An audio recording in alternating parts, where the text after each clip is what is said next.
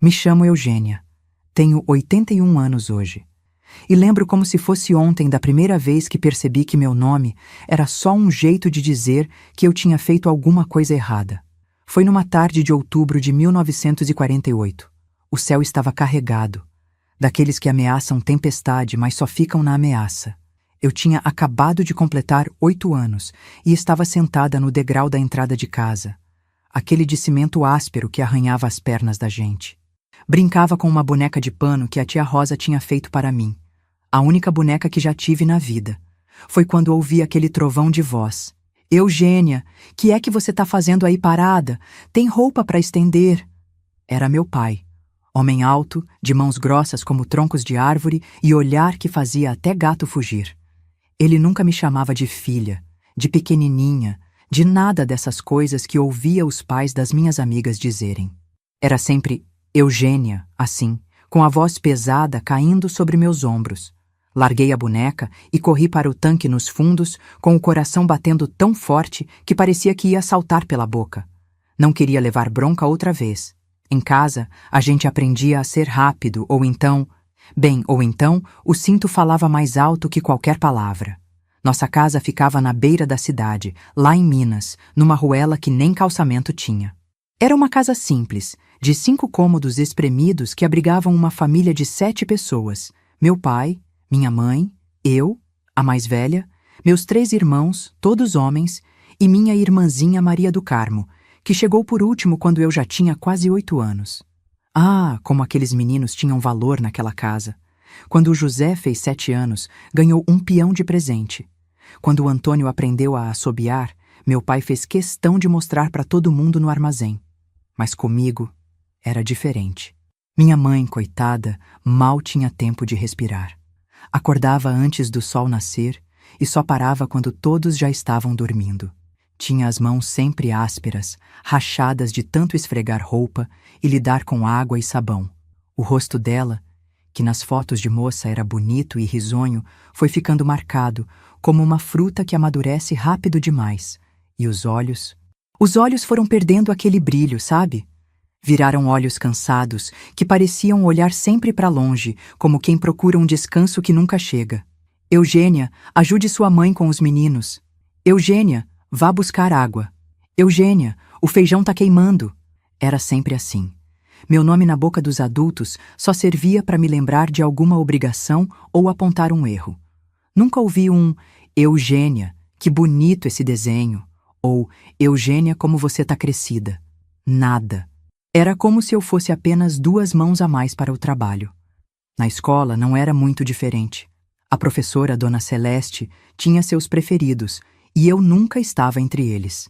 Talvez porque minhas roupas eram sempre as mais remendadas ou porque eu chegava sempre com o cabelo mal penteado. Não tinha ninguém para me arrumar de manhã. Eu mesma tentava dar um jeito nas minhas tranças, mas nunca ficavam como as das outras meninas. Lembro de uma vez, devia ser 1949 ou por aí, que teve apresentação na escola. Cada criança tinha que recitar uma poesia. Passei semanas decorando aqueles versos, praticava baixinho enquanto lavava louça, enquanto varria o chão. No dia, usei o vestido menos surrado que tinha, aquele de bolinhas azuis já meio desbotadas. Nem almocei direito de tão nervosa. Agora, Eugênia Soares vai recitar A Casa, de Vinícius de Moraes, anunciou Dona Celeste. Subi no pequeno tablado, as pernas tremendo como vara verde. Olhei para a plateia, procurando algum rosto conhecido.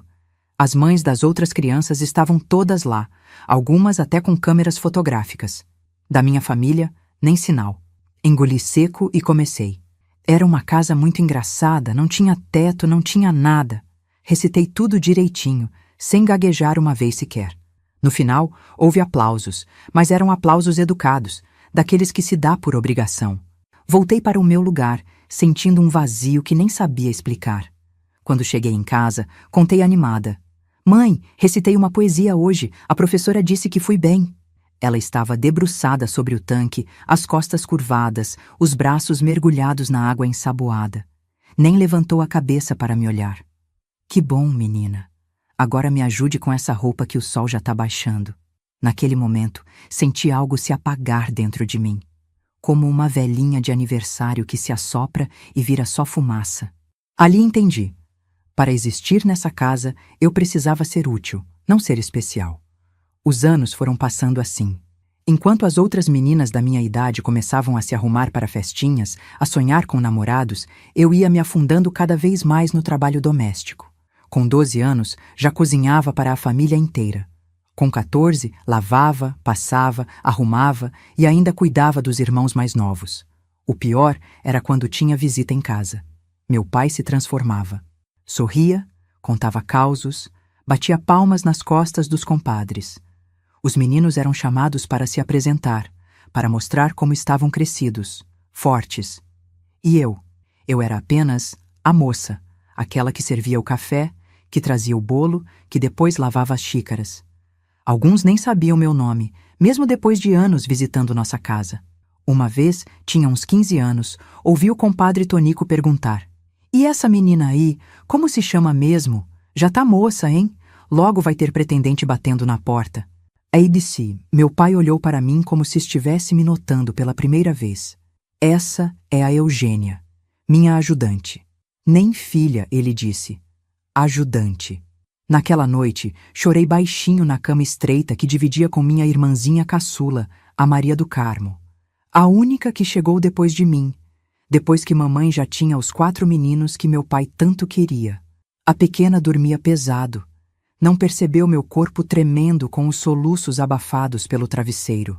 Foi nessa mesma época que conheci a Dona Matilde, uma senhora que morava 2 ruas acima da nossa.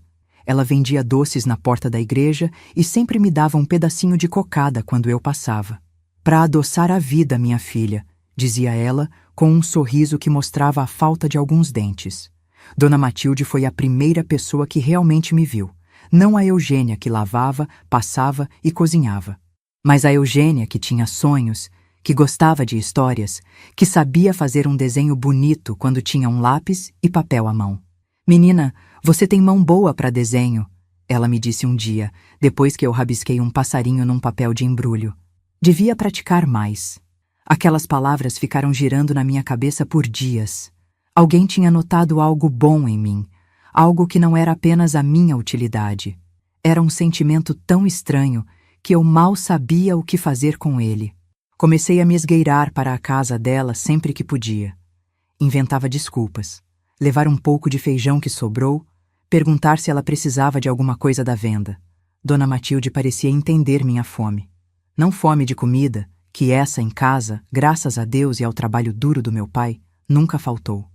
Era fome de ser vista, de ser chamada pelo nome com carinho, de ouvir uma palavra boa. Na casa dela, pequena e cheirando a canela, eu me sentia gente. Ela me contava histórias da juventude dela, de quando dançava nas festas juninas e de como conheceu o falecido marido. Me mostrava retratos antigos, me ensinava ponto cruz, me dava livros velhos que tinha guardado. Foi em um desses livros, um romance desbotado chamado Clarissa, que li uma frase que nunca mais esqueci. "Ninguém pode fazer você se sentir inferior sem o seu consentimento." Fechei o livro e fiquei pensando. Será mesmo? Será que eu estava consentindo em ser invisível? Mas como fazer diferente, se desde que me entendo por gente foi assim? Naquela noite, voltei para casa com o livro escondido debaixo da blusa. Era o primeiro objeto que eu tinha que era só meu, que ninguém mais iria tocar ou usar. Guardei debaixo do colchão e nas noites seguintes, lia escondido, usando a luz fraca que vinha da rua, que passava pela janela pequena do quarto. Foi por essa época também que comecei a me olhar no espelho, coisa que raramente fazia. Não que tivéssemos muitos espelhos em casa. Havia apenas um, pequeno e rachado, pendurado na parede da sala. Mas uma tarde, quando todos tinham saído e eu estava sozinha arrumando a casa, parei na frente dele. Vi uma moça de rosto oval, de olhos escuros meio tristes, com o cabelo castanho sempre preso num coque simples. Não era feia. Percebi com surpresa. Não era bonita como as moças das revistas, claro, mas tinha algo que era só meu. Passei a mão pelo rosto, sentindo os contornos. "Eugênia", sussurrei para o reflexo. "Eu sou a Eugênia." Foi a primeira vez que falei meu próprio nome, sem que fosse para responder a um chamado ou a uma bronca. Era estranho, mas também era bom. Como se, de alguma forma, eu estivesse me reconhecendo pela primeira vez. Mal sabia eu que esse pequeno momento na frente do espelho seria o começo de uma longa jornada. Uma jornada para encontrar minha voz, para aprender a existir além das paredes daquela casa, além do silêncio que me cercava. Os dias naquela casa eram como contas de um mesmo rosário, parecidos, repetitivos, seguindo sempre na mesma direção. O sol nascia e comigo os trabalhos também. Antes mesmo dos passarinhos começarem sua cantoria, eu já estava de pé, acendendo o fogão a lenha, preparando o café forte que meu pai gostava. Logo os meninos acordavam, esfregando os olhos, pedindo comida, brigando entre si. A casa ficava barulhenta, cheia de gritos, risadas e choramingos. Menos eu. Eu me movia em silêncio, como uma sombra, servindo, limpando, ajeitando. Às vezes me perguntava se alguém notaria se eu simplesmente não estivesse ali. Foi em 1951, quando eu tinha 11 anos, que aconteceu algo que mudou um pouquinho as coisas. Era domingo de festa da padroeira, e pela primeira vez mamãe disse que eu podia ir à quermesse depois que terminasse as obrigações. Terminei tudo numa rapidez só. Até os meninos ficaram espantados de ver como minhas mãos voavam entre a louça, a vassoura e as roupas. "Tá com pressa hoje, hein?" disse meu irmão José, me olhando com curiosidade. Não respondi. Tinha medo que se falasse muito sobre isso, alguém mudaria de ideia. Quando terminei tudo, fui até minha mãe, que remendava uma calça na máquina velha de costura. "Já acabei, mãe." Ela ergueu os olhos, parecendo surpresa. Por um instante, achei que ia sorrir, mas logo voltou para o tecido entre os dedos. "Então pode ir. Mas volta antes de escurecer, viu?" Saí quase correndo, o coração leve como nunca tinha sentido. A pracinha da cidade estava enfeitada com bandeirolas coloridas. Barraquinhas de comida e jogos se espalhavam em volta do coreto, onde tocava uma bandinha. O cheiro de pipoca e algodão doce misturava-se no ar, fazendo meu estômago roncar. Andei por ali, olhando tudo com olhos arregalados, quase sem acreditar que eu estava mesmo ali, sozinha, livre. Foi quando vi Dona Matilde em sua barraquinha de doces caseiros. Ela sorriu ao me ver, os olhos enrugados nos cantos de tanto sorrir na vida. "Eugênia! Que bom te ver fora daquela casa, menina." Aproximei-me timidamente. Ela me estendeu um pedaço de doce de abóbora. "Toma, é presente." Peguei o doce, sentindo a textura macia e úmida. Dei uma mordida pequena, deixando o sabor doce se espalhar pela boca. "Obrigada, Dona Matilde. Você merece coisas doces na vida, menina. Todo mundo merece." Fiquei ali, ao lado dela, enquanto ela vendia seus doces. Vez ou outra, me pedia para embrulhar um brigadeiro ou entregar o troco. Me senti útil, mas de um jeito diferente. Não era uma obrigação pesada. Era quase uma brincadeira. Quando começou a escurecer, me despedi dela, com o coração apertado por ter que voltar para casa. "Vem me ajudar domingo que vem também," ela disse enquanto guardava as coisas. Não era uma pergunta, era um convite. Senti algo quente no peito. Pela primeira vez, alguém queria minha companhia, não apenas meu trabalho. Voltei para casa flutuando. Mal sabia que aquele seria o começo de muitos domingos na quermesse, ao lado de Dona Matilde. Foi ali, naquelas tardes de domingo, que comecei a sentir que existia um mundo além das paredes da minha casa. Um mundo onde eu podia ser Eugênia, não apenas a menina ou a ajudante.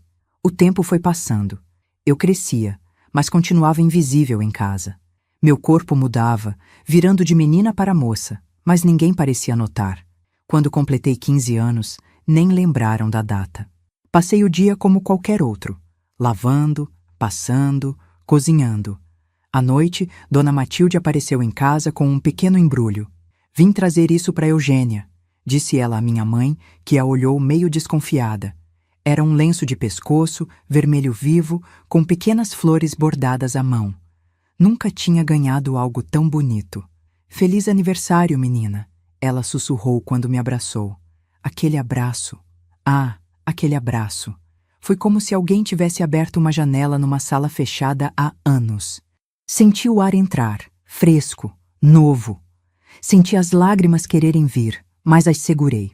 Em casa, aprendi cedo que chorar não adiantava nada. Nessa época, as coisas começaram a ficar mais difíceis em casa.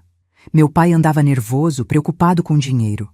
O trabalho na lavoura não ia bem, e as contas só aumentavam. As noites se encheram de discussões entre ele e minha mãe. Gritos, portas batendo, silêncios pesados que duravam dias. Em uma dessas noites, depois de uma briga particularmente feia, minha mãe veio para o quarto que eu dividia com Maria do Carmo. Sentou-se na beirada da cama, o rosto cansado à luz fraca da lamparina. "Vou precisar que você ajude mais, Eugênia", ela disse, a voz baixa para não acordar minha irmã. "Seu pai está falando em tirar os meninos da escola para trabalhar." Olhei para ela, sentindo um aperto no peito. Os meninos adoravam a escola, especialmente Antônio, que vivia com a cabeça nos livros. "O que eu posso fazer, mãe?" Ela suspirou, passando a mão pelo rosto. "Dona Clara me disse que está precisando de alguém para ajudar na casa dela.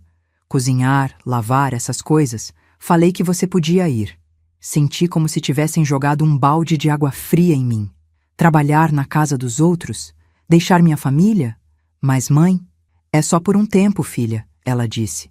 E notei que era raro ela me chamar assim. "Até as coisas melhorarem. O dinheiro vai ajudar a manter os meninos na escola." Engoli o nó que se formou na garganta e assenti. O que mais eu podia fazer? Desde pequena, aprendi que minhas vontades vinham depois das necessidades da família. E se isso significava que meus irmãos poderiam continuar estudando? "Tudo bem, mãe, eu vou." Ela me olhou por um momento e vi algo em seus olhos que não costumava ver. Gratidão? Culpa? Não sei dizer. Então, num gesto rápido e desajeitado, ela me abraçou. Foi um abraço curto, quase envergonhado, como se não soubesse bem como fazer aquilo. "Você é uma boa menina, Eugênia." E saiu, deixando-me sozinha com meus pensamentos e medos. No dia seguinte, arrumei minhas poucas coisas numa trouxa. Não tinha muito. Alguns vestidos simples, o lenço que Dona Matilde me deu, uma fita de cabelo, um pequeno terço que era da minha avó. Parei diante do espelho rachado da sala, olhando para meu reflexo. "Você consegue, Eugênia", sussurrei para mim mesma, tentando ganhar coragem. Despedi-me dos meus irmãos, que pareciam confusos. Para eles, eu sempre estive ali, parte da mobília da casa. Agora estaria longe, e isso era estranho. Meu pai limitou-se a um aceno de cabeça e algumas recomendações secas. "Trabalhe direito, não dê motivo de queixa, traga o dinheiro no fim do mês." Minha mãe me acompanhou até a porta. Havia um silêncio pesado entre nós, cheio de coisas não ditas. "Se cuida", foi tudo o que ela disse, os olhos marejados. E assim fui, com 15 anos recém-completados, trabalhar na casa de Dona Clara, uma viúva rica que morava numa casa grande do outro lado da cidade. O primeiro dia na casa de Dona Clara foi assustador. A casa era enorme, com tantos cômodos que me perdi várias vezes. Havia tapetes macios no chão, cortinas de tecido fino nas janelas, móveis de madeira escura e brilhante. Parecia outro mundo. Dona Clara não era uma patroa má, mas era exigente. Mostrou-me cada canto da casa, explicando como queria que tudo fosse feito. Havia regras para tudo. Como dobrar os lençóis, como limpar os vidros, como preparar o chá da tarde. "Você vai dormir no quartinho dos fundos", ela disse, apontando para um cômodo pequeno ao lado da cozinha. "O domingo é seu dia de folga. Pode visitar sua família, mas quero você de volta antes do anoitecer." O quartinho era simples, mas maior que o espaço que eu tinha em casa. Havia uma cama só para mim, um pequeno guarda-roupa e até uma mesinha com um espelho. Sentei-me na cama, sentindo o colchão macio sob meu peso, e deixei as lágrimas rolarem livremente pela primeira vez em anos. Chorei por tudo, pela família que eu deixava, mesmo que lá eu fosse quase invisível, pelo medo do desconhecido, pela solidão que sentia. Mas também chorei por uma pequena sensação de liberdade que começava a nascer dentro de mim. Ali, naquela casa estranha, eu não era a filha que ninguém notava. Era Eugênia, a moça que trabalhava para Dona Clara. Um papel novo, uma chance nova. Os primeiros meses foram difíceis. O trabalho era pesado e a saudade de casa apertava o peito todas as noites. Mesmo que em casa eu fosse pouco notada, era o único lugar que eu conhecia. Nos domingos, voltava para visitar, levando o dinheiro que ganhava. Meu pai pegava o envelope sem dizer obrigado, guardava no bolso e logo começava a falar sobre as contas, sobre como aquilo mal dava para cobrir as despesas. Mas minha mãe sempre encontrava um jeito de ficar a sós comigo por alguns minutos. Perguntava como eu estava, se estava comendo direito, se não estavam me tratando mal. Era mais atenção do que ela jamais tinha me dado quando eu morava ali. Talvez a distância tivesse feito algo que a convivência não conseguiu: me tornar visível aos olhos dela. Meus irmãos continuavam na escola e isso me dava algum consolo. Antônio, especialmente, vinha me mostrar seus cadernos, as notas boas que tirava. Ele era o único que parecia realmente sentir minha falta. "Quando você vai voltar para casa, Eugênia?" Ele me perguntava sempre. Eu sorria e desviava o assunto. Como explicar que, apesar das dificuldades, algo em mim estava mudando? Como dizer que, pela primeira vez, eu estava começando a existir como pessoa, não apenas como uma extensão das necessidades da família? Foi na casa de Dona Clara que aprendi muitas coisas. Aprendi a cozinhar pratos que nunca tinha ouvido falar, a lidar com tecidos finos, a polir a prata até brilhar. Também aprendi a ler melhor, pois às vezes, quando terminava as tarefas mais cedo, Dona Clara deixava que eu pegasse livros da pequena biblioteca da casa. "Você tem mãos habilidosas", ela me disse um dia, depois que arrumei um arranjo de flores que ficou particularmente bonito. E olho para a beleza. Foi a primeira vez que alguém, além de Dona Matilde, notou algo especial em mim. Senti o peito se aquecer com aquelas palavras simples. Aos poucos, fui ganhando a confiança de Dona Clara. Ela começou a me deixar mais à vontade pela casa, a pedir minha opinião sobre pequenas coisas, a confiar em meu gosto. Quando ela recebia visitas, era eu quem servia o chá, arrumava a mesa, preparava os doces. "Esta é Eugênia", ela me apresentava às visitas. Não sei o que seria de mim sem ela. Aquelas palavras, como elas me alimentavam. Ser reconhecida, ser apresentada pelo nome, ser elogiada. Era como água para uma planta quase seca. Nos tempos livres, ia visitar Dona Matilde. Contava a ela sobre a casa de Dona Clara, sobre os livros que estava lendo, sobre as pequenas mudanças que sentia em mim. "Tá vendo, menina?" ela dizia, os olhos brilhando. "Tá começando a florir. Deus não faz nada sem propósito. Às vezes a gente precisa sair do canteiro para crescer direito." Nas visitas à casa dos meus pais, notei mudanças também. Minha mãe parecia mais frágil, mais cansada. Os meninos estavam crescendo rápido, especialmente José, que já ajudava meu pai na lavoura nos fins de semana. Maria do Carmo, agora com quase 10 anos, assumira muitas das tarefas que antes eram minhas. Em uma dessas visitas, encontrei minha irmã chorando escondida atrás do tanque. Sentei-me ao lado dela, passando o braço pelos seus ombros pequenos. "O que foi, Maria?" Ela fungou, enxugando as lágrimas com a manga do vestido. "Tô cansada, Eugênia. É muita coisa para fazer." E o pai só grita comigo. Meu coração apertou. Vi nela o reflexo do que eu fui. Uma menina sobrecarregada, invisível, apenas uma ajudante. Puxei-a para um abraço apertado, sentindo seu corpo pequeno tremer. "Eu te entendo, Maria. Mais do que você imagina." Naquela noite, quando já estava de saída para voltar à casa de Dona Clara, chamei minha mãe para um canto.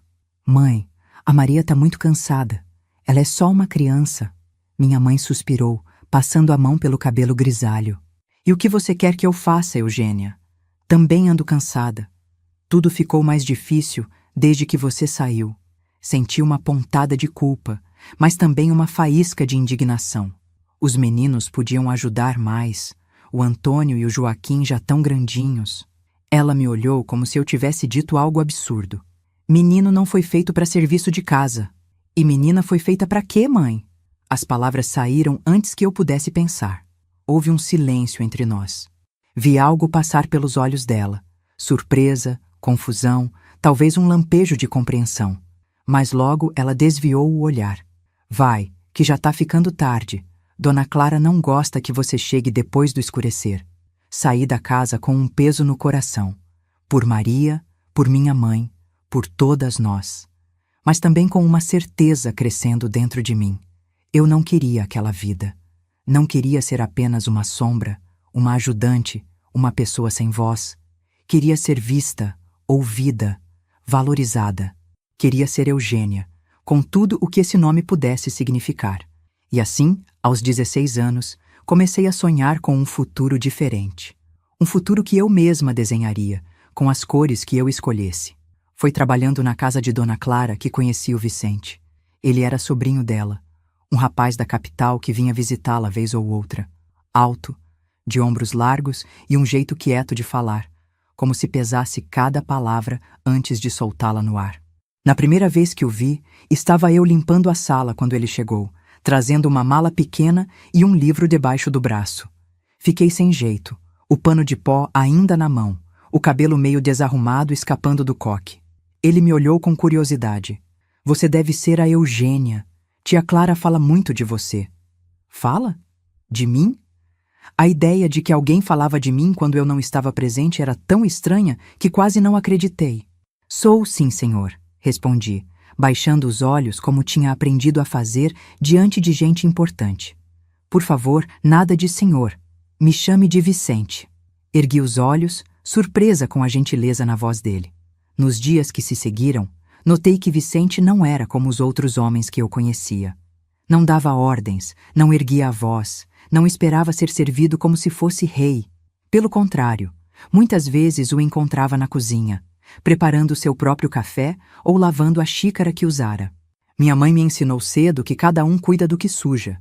Ele me disse uma vez, quando o peguei enxugando a pia onde tinha lavado uma fruta. Aquilo era tão diferente do que eu via em casa que mal sabia como reagir. Meu pai nunca, jamais, tinha posto as mãos numa louça suja ou numa vassoura. Para ele, isso era coisa de mulher. Vicente estava na cidade estudando para um concurso. Passava horas debruçado sobre livros e papéis na varanda dos fundos, rodeado pelo aroma das damas da noite que Dona Clara plantava. Às vezes, quando eu passava para levar um café ou recolher a louça do almoço, ele erguia os olhos e sorria. Era um sorriso calmo, sem segundas intenções. Um sorriso que dizia, eu te vejo. Numa tarde de maio de 1952, quando o calor já começava a dar uma trégua, levei uma bandeja com café e broa de fubá para ele. Encontrei-o com a testa franzida, mordendo a ponta do lápis. Problema difícil? Perguntei, colocando a bandeja sobre a mesinha. Ele piscou, como se acordasse de um transe, e sorriu. Equações. Nunca foram meu forte. Olhei por cima do ombro dele, para o papel cheio de números e letras misturadas. Meu coração acelerou um pouquinho. Posso? Perguntei, apontando para o papel. Ele pareceu surpreso, mas assentiu. Peguei o lápis da mão dele. Nossas peles se tocaram por um instante breve, e senti um calor subir pelo braço. E comecei a resolver a equação no cantinho do papel. Os números sempre foram amigos meus, desde o tempo da escola. Era como se falassem comigo, se organizassem na minha cabeça de um jeito que fazia sentido. Acho que dá isso, disse, apontando para o resultado que tinha encontrado. Vicente olhou para o papel, depois para mim, os olhos arregalados.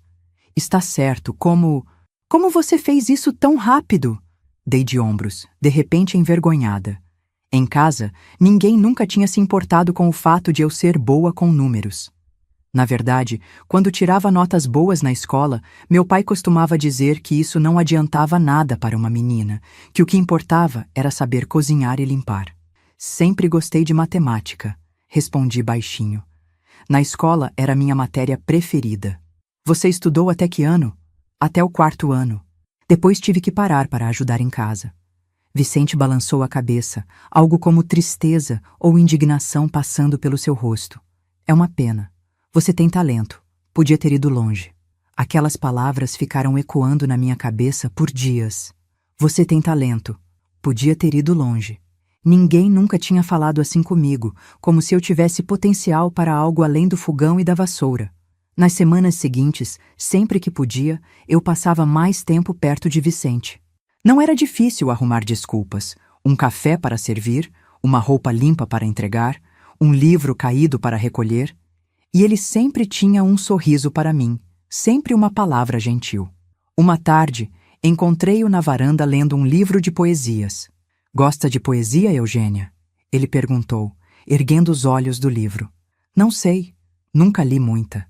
Quer que eu leia uma para você? Assenti, sentando-me timidamente na beirada de uma cadeira próxima. Vicente começou a ler, a voz macia como veludo. No meio do caminho tinha uma pedra. Tinha uma pedra no meio do caminho, tinha uma pedra. No meio do caminho tinha uma pedra. Ouvi, encantada, a cadência das palavras, o ritmo que embalava o significado. Quando ele terminou, fiquei em silêncio, saboreando o eco daquelas palavras dentro de mim. O que achou? Perguntou Vicente. É como se ele estivesse falando da minha vida, respondi, surpreendendo a mim mesma com a sinceridade. Sempre tem uma pedra no caminho. Sempre tem algo que faz a gente tropeçar, voltar, recomeçar. Vicente me olhou de um jeito diferente então, como se estivesse me vendo pela primeira vez. Você tem alma de poeta, Eugênia. Naquela noite, deitada na cama do quartinho dos fundos, repeti essas palavras para mim mesma. Alma de poeta. Como era possível? Eu, a menina invisível, a que servia, a que limpava, ter alma de poeta? As visitas de Vicente à casa de Dona Clara foram ficando mais frequentes. Em cada uma delas, encontrávamos momentos para conversar. Ele me emprestava livros. Primeiro poesia simples, depois romances finos, com palavras que eu precisava procurar no dicionário velho que ficava na estante da sala. Numa dessas visitas, ele me trouxe um caderno de capa dura, com folhas em branco.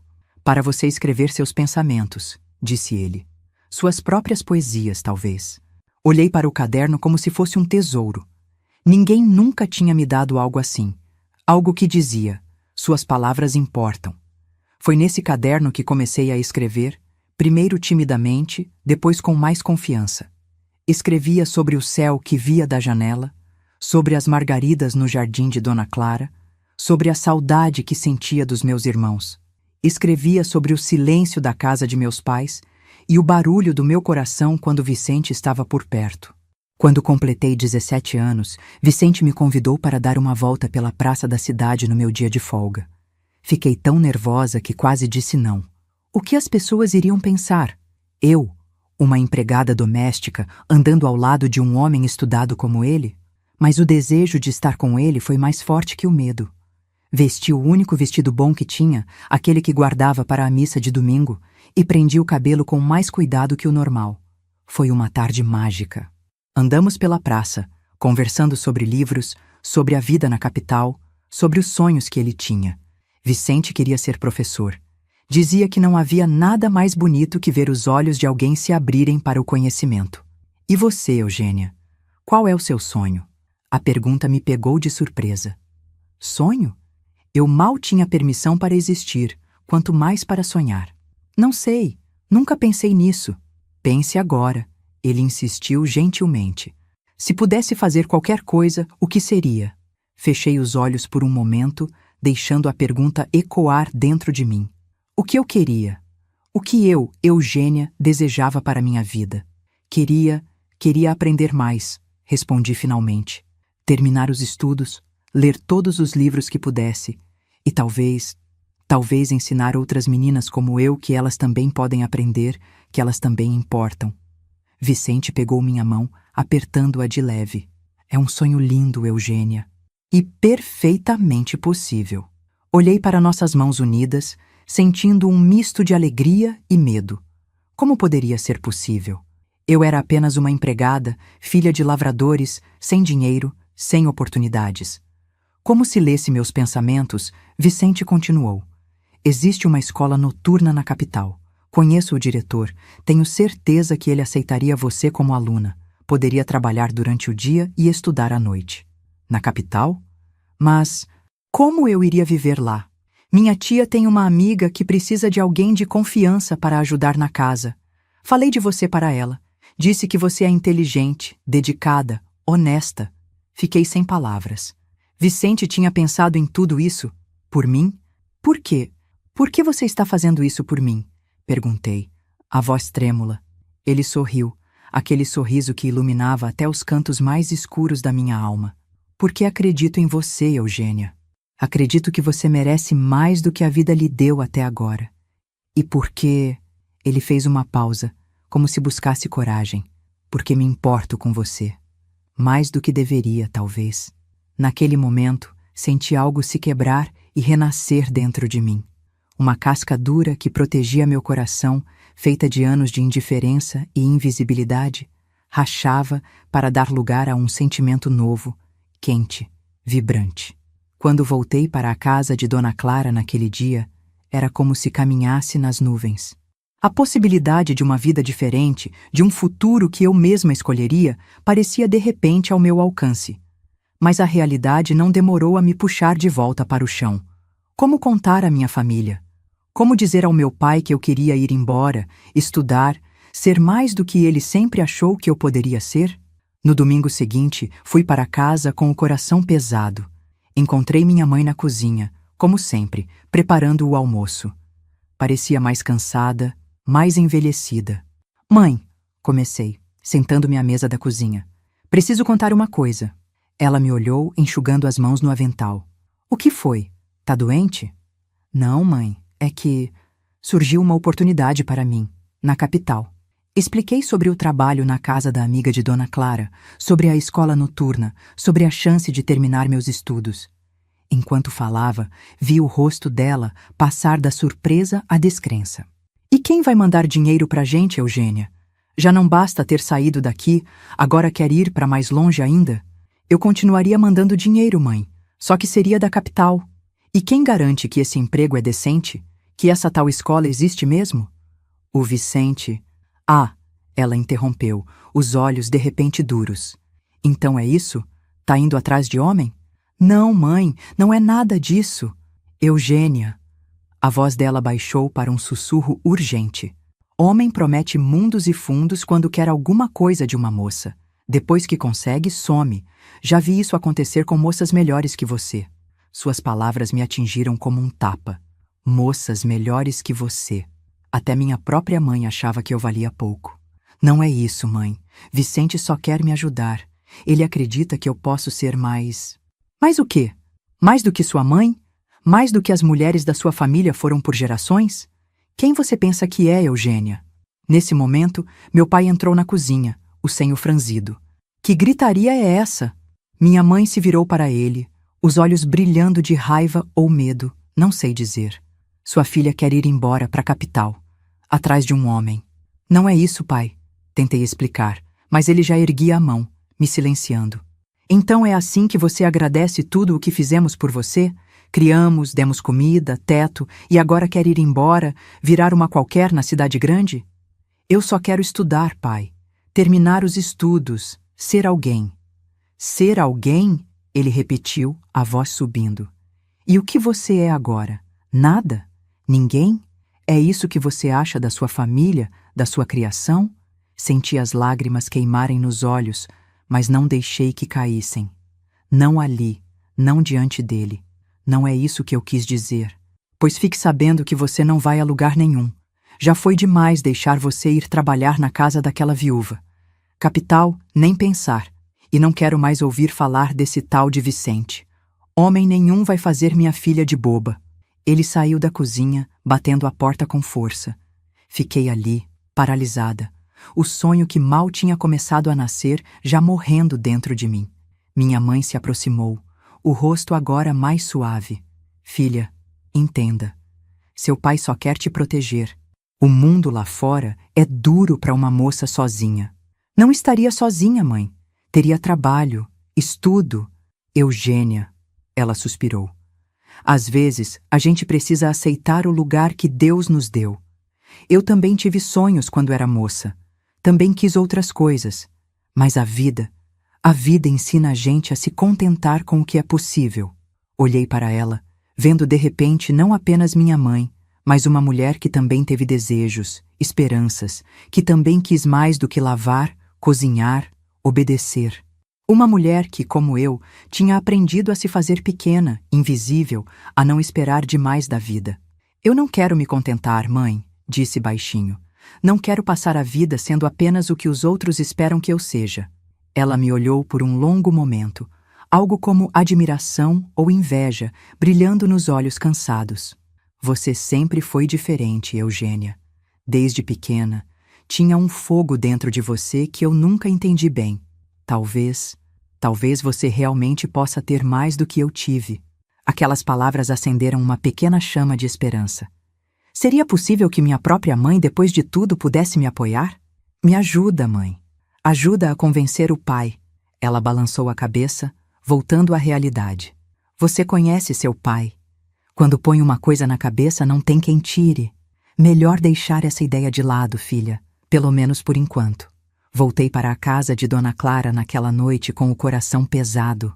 Como contar a Vicente que meu sonho tinha acabado antes mesmo de começar? Mas algo tinha mudado dentro de mim.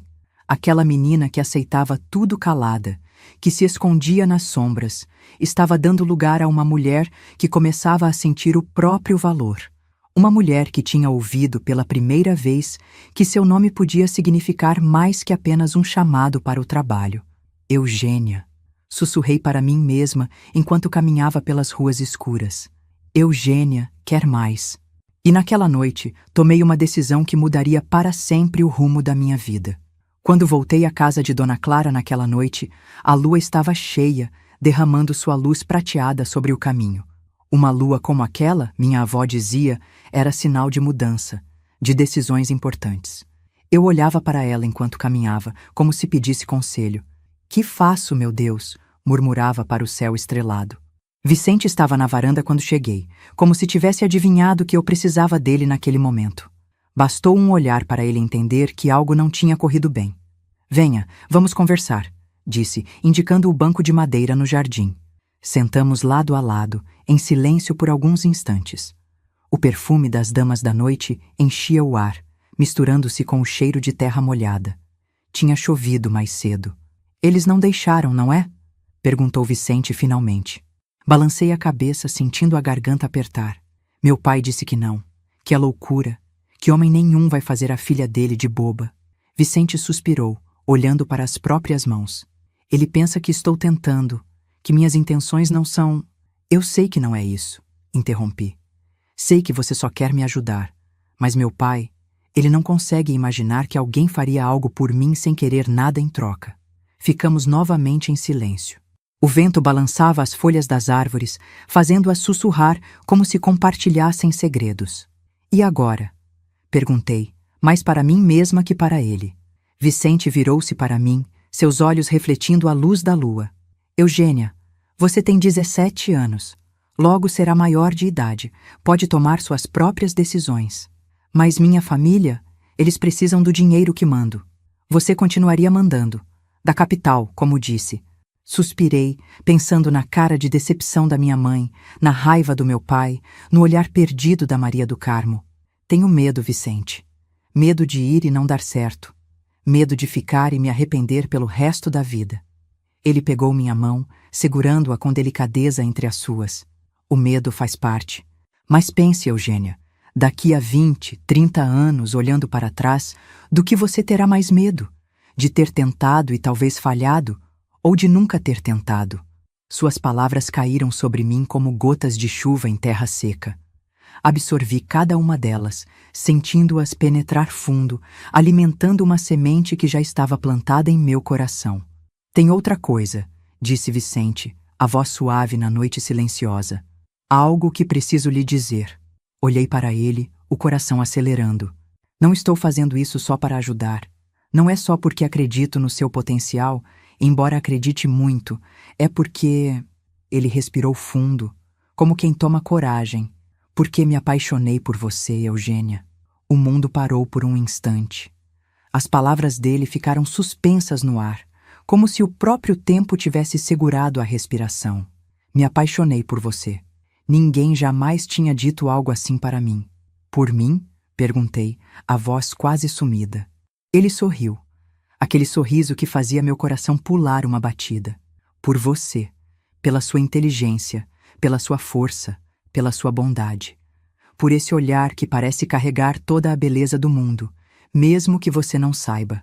Senti as lágrimas subirem aos olhos, mas não eram lágrimas de tristeza, eram de reconhecimento. Finalmente, alguém me via. Realmente me via. Eu também, sussurrei. Também sinto isso por você. Mas tenho tanto medo. Do quê? De que isso seja apenas um sonho. De que um dia você perceba que sou apenas uma moça simples, sem estudo, sem família importante e... Eugênia.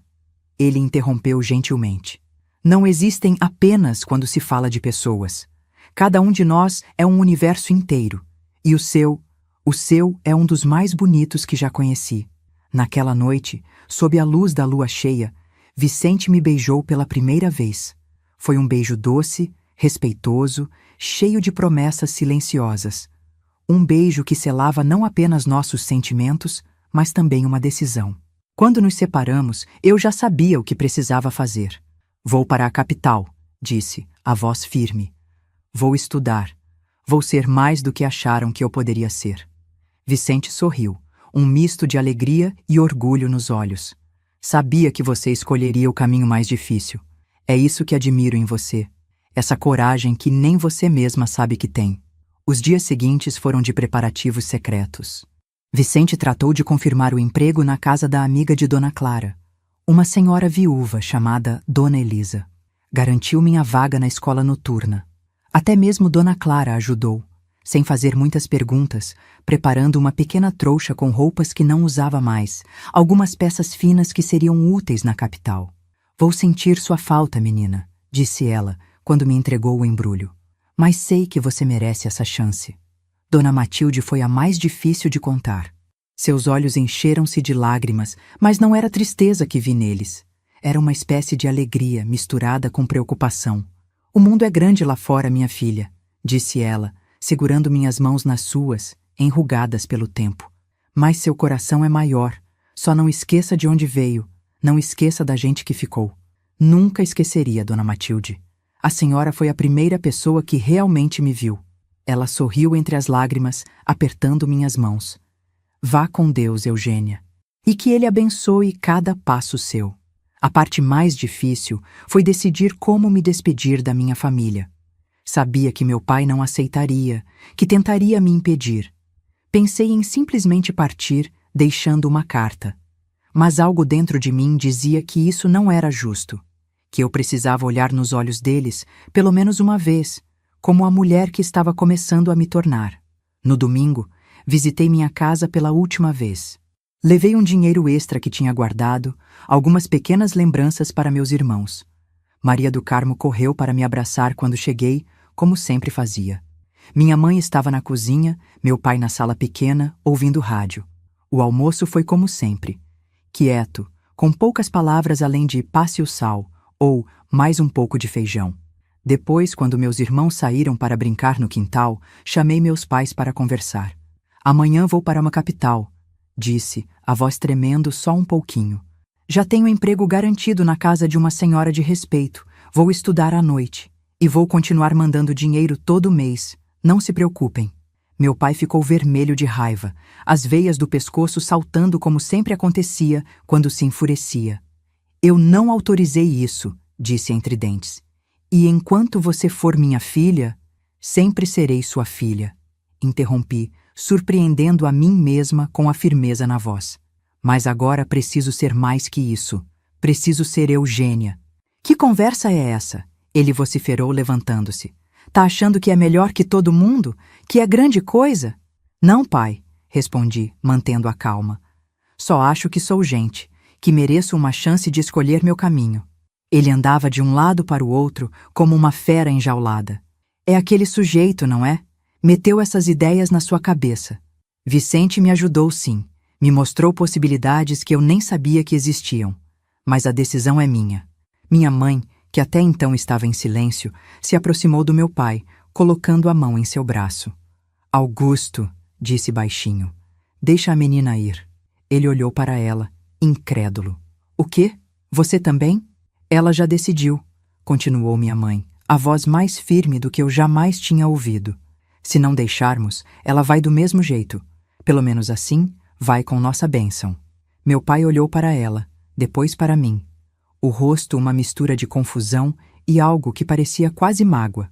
Faz o que quiser então, disse finalmente, dirigindo-se à porta. Mas não venha chorando depois, quando esse sujeito te abandonar. Ele saiu, batendo a porta. Fiquei ali, com minha mãe, ambas em silêncio por um momento. Obrigada, mãe, sussurrei. Ela se aproximou, tocando meu rosto com a mão áspera de tanto trabalho. Não me agradeça, filha. Só seja feliz. E não esqueça de nos escrever. Aquele toque foi o gesto mais afetuoso que me lembrava dela em anos.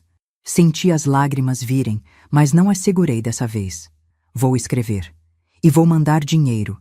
E vou visitar quando puder. E um dia, mãe, um dia vou voltar diferente. Alguém que a senhora vai ter orgulho de chamar de filha. Já tenho orgulho, ela disse, a voz embargada. Só nunca soube dizer.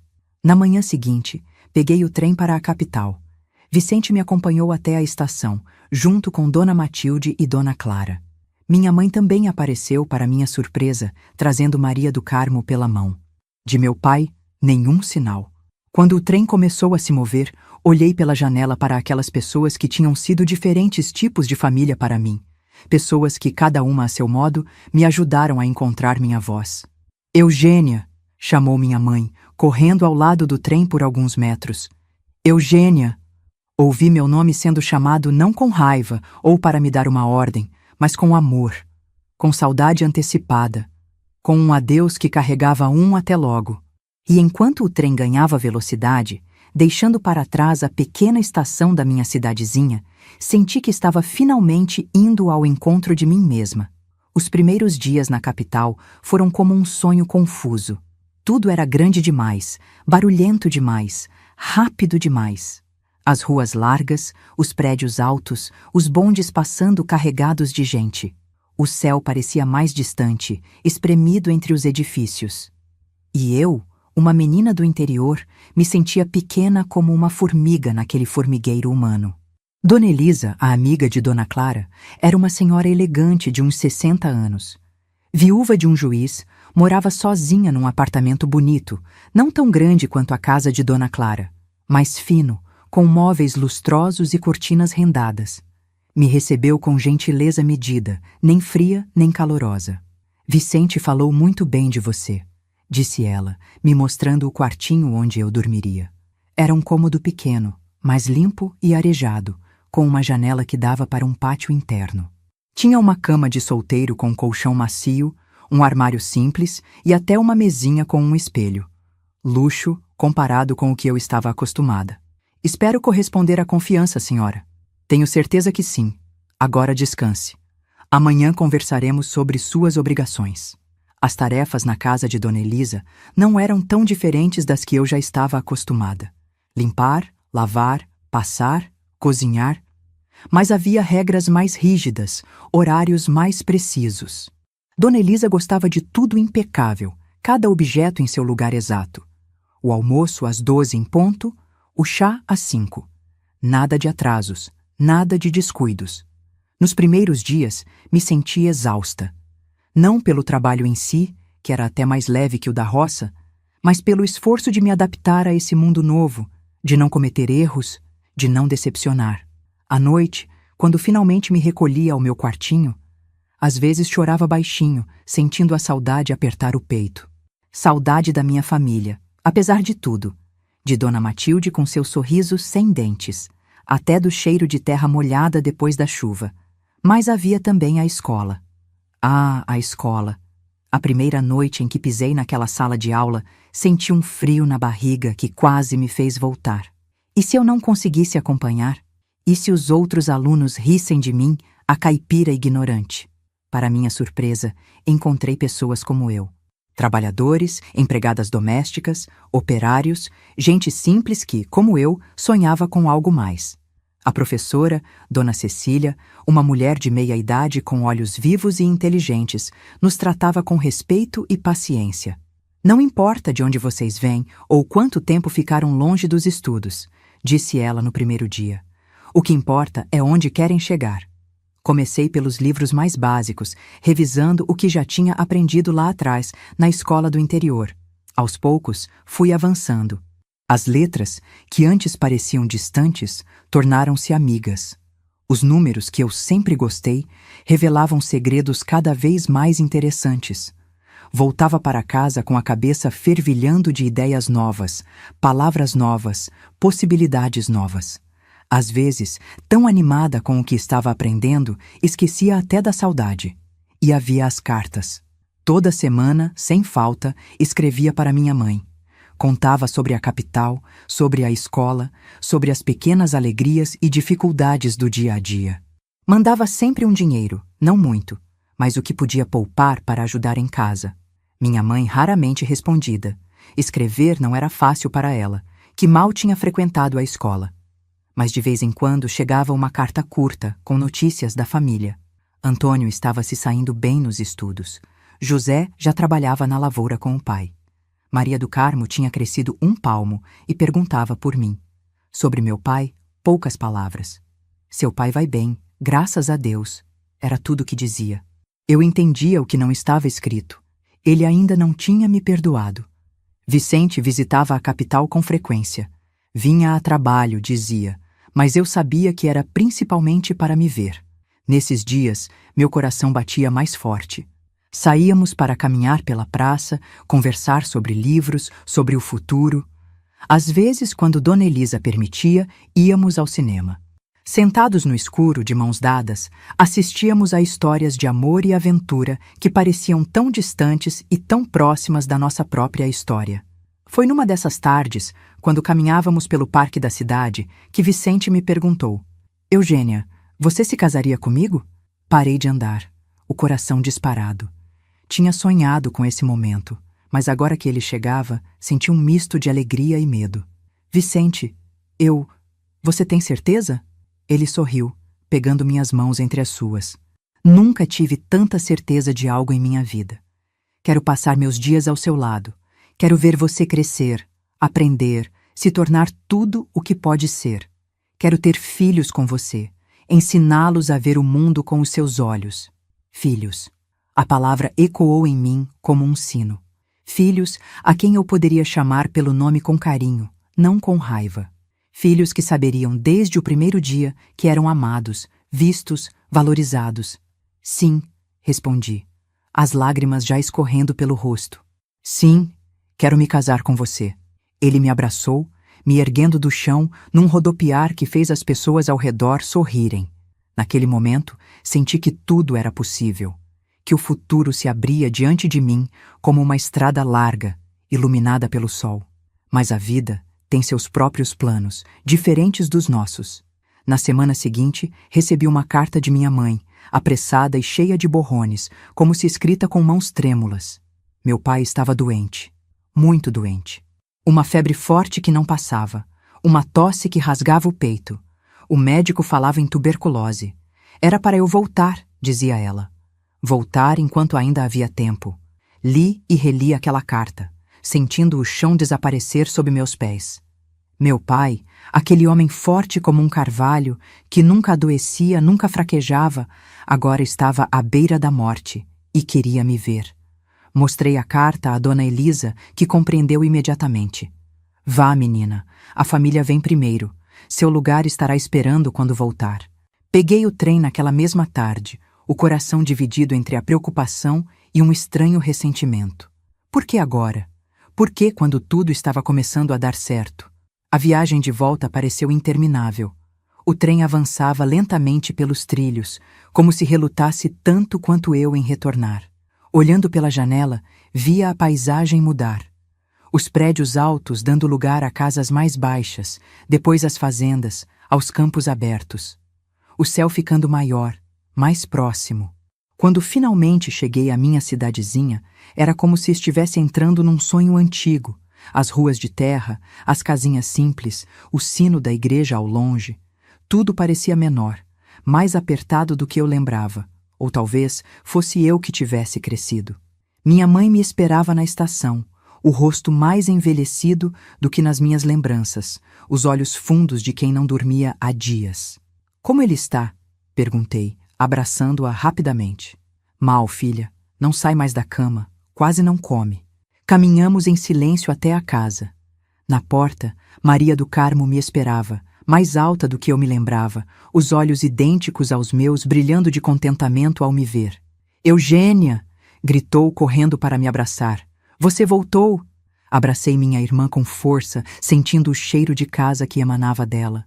Cheiro de sabão caseiro, de terra, de infância. Voltei, Maria. Mas é só por um tempo.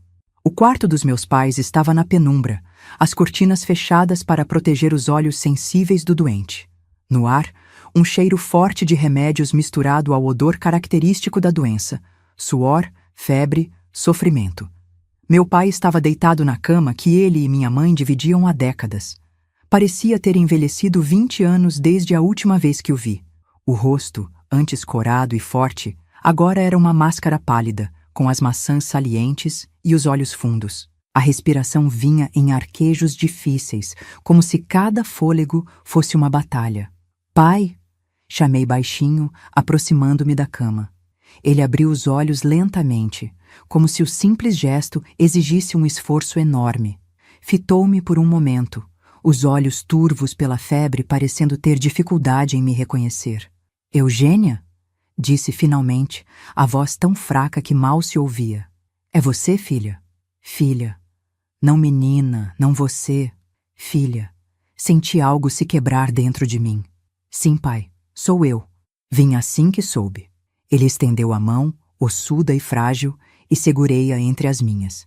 Estava quente, febril. Me perdoa, sussurrou, os olhos marejados. Fui duro demais. Não soube te ver direito. As lágrimas que eu segurara durante a viagem toda, agora corriam livremente pelo meu rosto. Não tenho que perdoar, pai. Tem, sim, ele insistiu, apertando minha mão com a pouca força que lhe restava.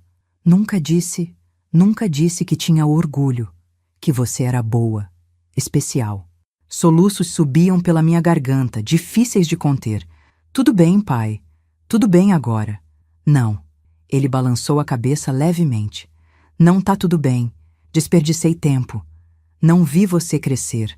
Não vi você se tornar essa mulher forte. Ele tossiu, um som áspero que parecia rasgar seu peito frágil. Quando a crise passou, respirou fundo, com dificuldade. Quero que me prometa uma coisa, disse, os olhos agora fixos nos meus, com uma clareza momentânea. Prometa que vai seguir seu caminho, que não vai deixar ninguém te diminuir, nem mesmo as lembranças de um pai que não soube amar direito. Eu prometo, pai, respondi, a voz embargada. Prometo. Um pequeno sorriso apareceu em seus lábios ressecados. Minha Eugênia, murmurou, os olhos se fechando lentamente. Minha filha.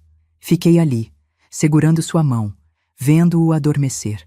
O peito subindo e descendo num ritmo irregular. Cada respiração, uma pequena vitória contra o inevitável. Naquele momento, entendi algo importante. Nem sempre temos o tempo que precisamos para consertar o que foi quebrado.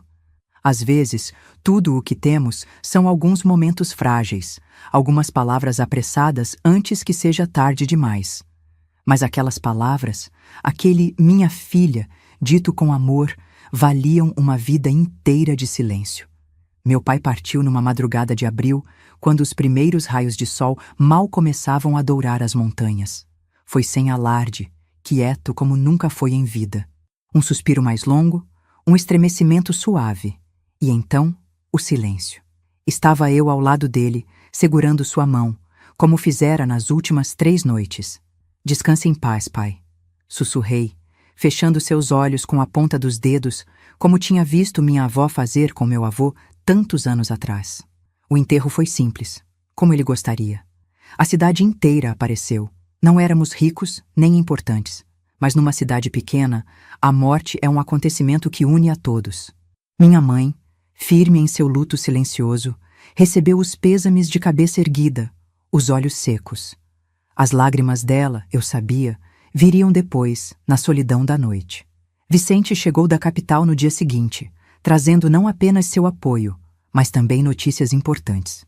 Consegui transferência para uma escola aqui perto, disse ele, enquanto caminhávamos pelo quintal da minha casa após o almoço. Vou dar aulas no grupo escolar municipal. Olhei para ele, surpresa e confusa. Mas... e seus planos na capital? O concurso que estava estudando? Ele sorriu, pegando minhas mãos entre as suas. Meus planos são estar onde você estiver, Eugênia. E agora, você precisa estar aqui. Olhei para a casa simples onde cresci, onde agora minha mãe viúva enfrentaria dias difíceis. Pensei em Maria do Carmo, ainda tão jovem, precisando de orientação.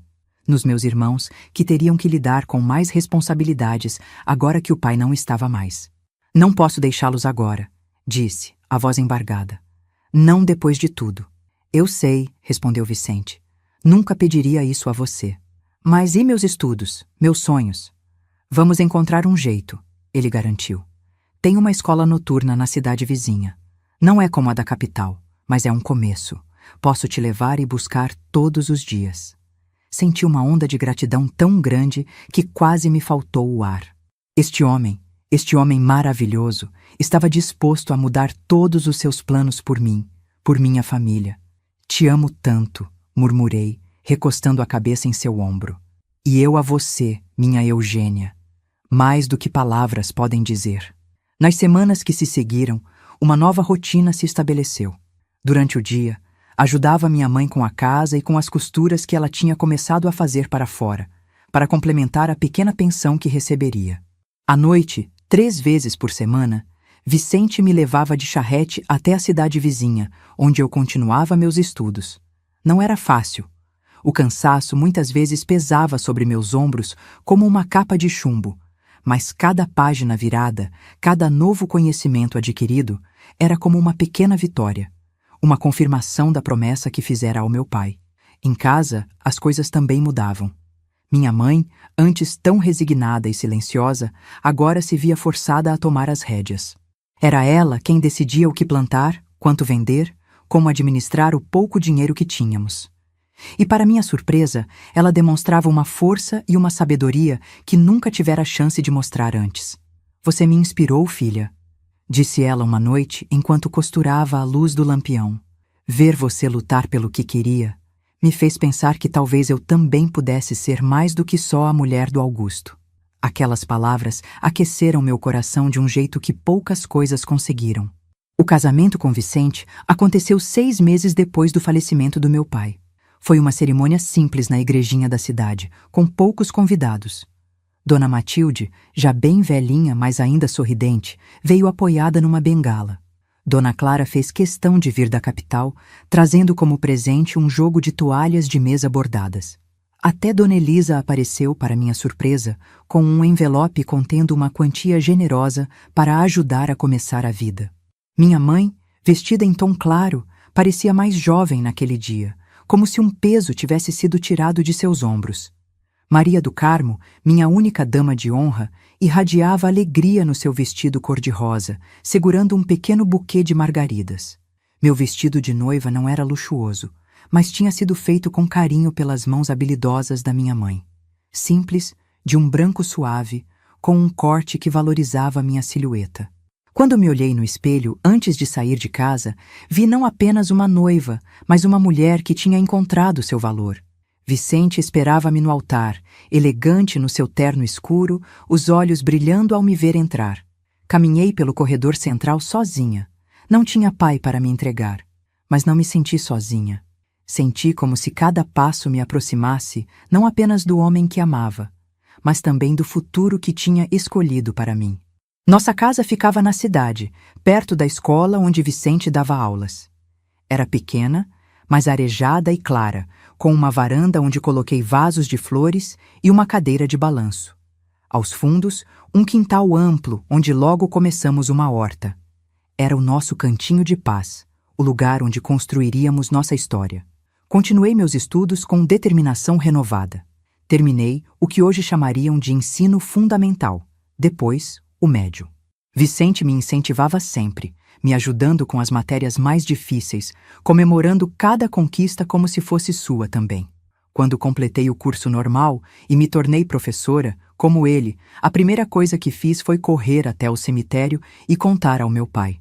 Sentada ao lado da lápide simples, falei como se ele pudesse me ouvir. Consegui, pai. Sou professora agora. Vou ensinar outras crianças, outras meninas como eu fui. Vou chamar cada uma pelo nome, com carinho. Vou fazer com que se sintam vistas, valorizadas. O vento sussurrou entre as árvores, balançando as flores silvestres que cresciam ao redor. Escolhi ver aquilo como um sinal de que, onde quer que estivesse, ele aprovava. Minha primeira turma foi de alfabetização, crianças de 6, 7 anos, com olhos grandes e curiosos e mãozinhas ansiosas para aprender. Entre elas, algumas parecidas comigo quando pequena. Quietas, invisíveis, acostumadas a não serem notadas. Dediquei especial atenção a essas.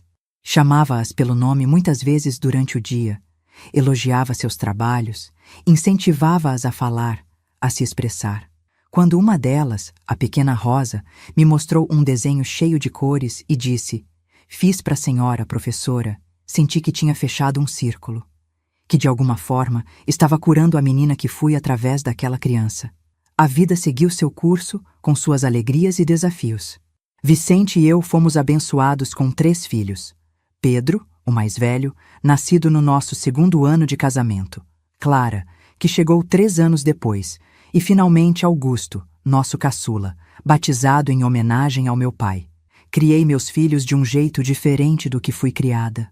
Cada um deles cresceu sabendo que era especial, que importava, que sua voz merecia ser ouvida. Chamava-os pelo nome com carinho, não com raiva. Abraçava-os todos os dias, dizia que os amava todas as noites antes de dormir. Pedro se tornou médico. Clara seguiu os passos do pai e se tornou professora. E Augusto, para minha alegria secreta, tornou-se um poeta reconhecido. Todos eles, à sua maneira, tornaram-se pessoas que sabiam seu valor e o valor dos outros. Minha mãe viveu para conhecer todos os netos e até mesmo alguns bisnetos. Nos últimos anos, morava conosco, numa suíte que Vicente construiu especialmente para ela nos fundos da casa. Foram anos de reconciliação, de descobertas mútuas. Aprendi a ver nela não apenas a mãe que não soube me valorizar, mas uma mulher de seu tempo, com suas próprias batalhas e limitações. Ela nos deixou quando tinha 76 anos, de forma serena, depois de uma vida que, apesar das dificuldades, terminou cheia de afeto e compreensão. No fim, conseguimos construir uma relação que nenhuma de nós imaginava ser possível naqueles dias difíceis da minha infância.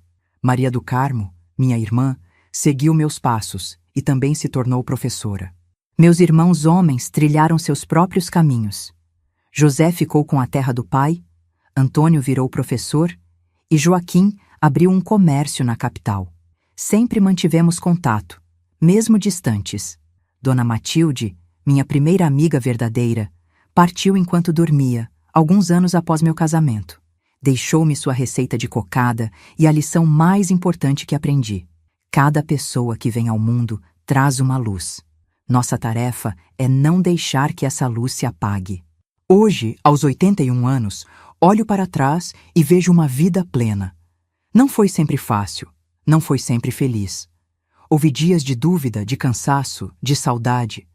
Mas foi uma vida que construí com minhas próprias mãos, com escolhas que fiz sabendo meu valor. Vicente se foi há 3 anos, depois de mais de 6 décadas ao meu lado. Foi enquanto dormia, tranquilo, com um leve sorriso nos lábios. A dor da perda foi imensa, um vazio que nada preenche. Mas carrego comigo cada momento que compartilhamos, cada olhar, cada palavra dita e não dita. Ele foi o primeiro a realmente me ver, e através dos seus olhos aprendi a me ver também.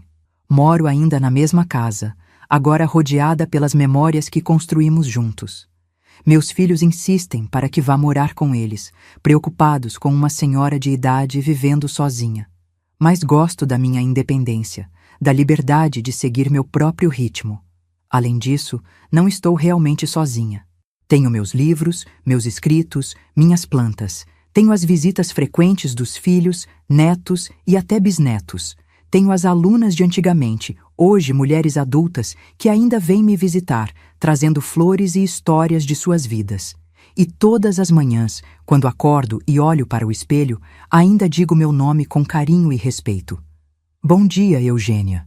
Porque aprendi, ao longo de toda uma vida, que nosso nome não é apenas como os outros nos chamam. É como chamamos a nós mesmos. É como nos reconhecemos no espelho da existência. Se há algo que gostaria de deixar como lição para quem me ouve agora, é isso. Seu nome é sagrado. Não permita que seja dito apenas com raiva, apenas como chamado para o trabalho ou a obrigação. Seu nome carrega sua essência, sua história, sua luz. E se ninguém mais o disser com amor, diga a você mesmo todos os dias, até que acredite, até que sinta seu valor, até que saiba, sem sombra de dúvida, que você existe e que isso é maravilhoso. Eu sou Eugênia. Esta é a minha história. E mesmo quando eu não estiver mais aqui para contá-la, ela continuará viva em cada pessoa que aprender a dizer seu próprio nome com amor.